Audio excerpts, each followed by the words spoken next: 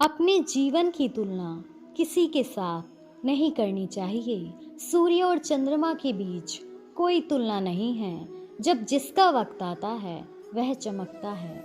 ऊंचाई पर वो पहुंचते हैं जो प्रतिशोध के बजाय परिवर्तन की सोच रखते हैं। जिंदगी छोटी नहीं होती, लोग जीना ही देरी से शुरू करते हैं। जब तक रास्ते समझ में आते हैं तब तक लौटने का समय हो जाता है। बस यही जिंदगी है। परमात्मा सभी को एक ही मिट्टी से बनाता है।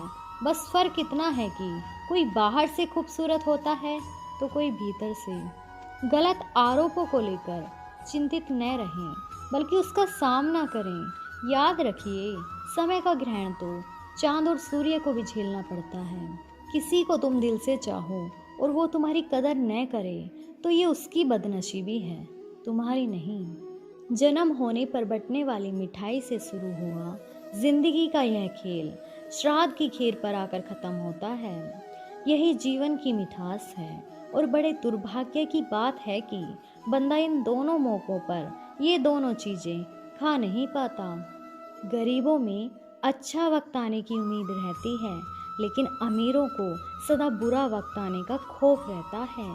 सच्चाई बंद कर दिया सांपों को सपेरे ने यह कहकर, अब इंसान ही इंसान को डसने के काम आएगा। आत्महत्या कर ली गिरगिट ने सुसाइड नोट छोड़कर, अब इंसान से ज़्यादा मैं रंग नहीं बदल सकता। गिद्ध भी कहीं चले गए, लगता है उन्होंने देख लिया कि इंसान हमसे अच्छा नोचता है। कुत्ते कोमा में चले गए, ये देखकर क्या मस्त तलवे चाटता है इंसान। कोई टोपी तो कोई अपनी पगड़ी बेच देता है। मिले अगर भाव अच्छा, जज भी कुर्सी बेच देता है। जला दी जाती है ससुराल में अक्सर बेटी, जिसकी खातिर बाप अपनी किडनी बेच देता है। ये कलयुग है, कोई भी चीज नामुमकिन नहीं इसमें। कली, फल, फूल, पेड़ पौधे सब माली बेच देता है। धन से बेशक गरीब रहो, पर दिल से रहना धनवान।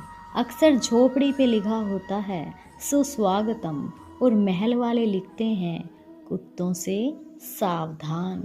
प्रकृति के 3 नियम।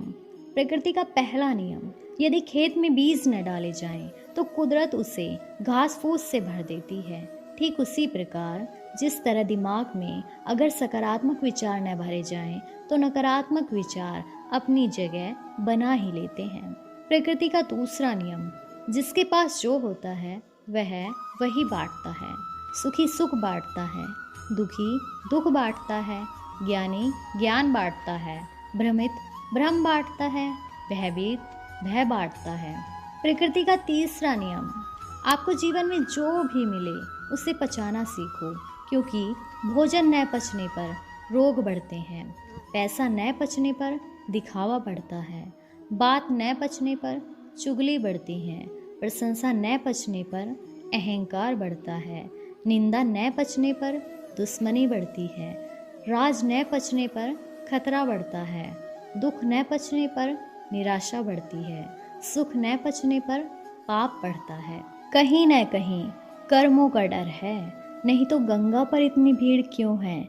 जो कर्म को समझता है उसे धर्म को समझने की ज़रूरत नहीं। पाप शरीर नहीं करता, विचार करते हैं, और गंगा विचारों को नहीं सिर्फ शरीर को साफ करती है। शब्दों का महत्व तो बोलने की भाव से पता चलता है, वरना वेलकम तो पायदान पर भी लिखा होता है।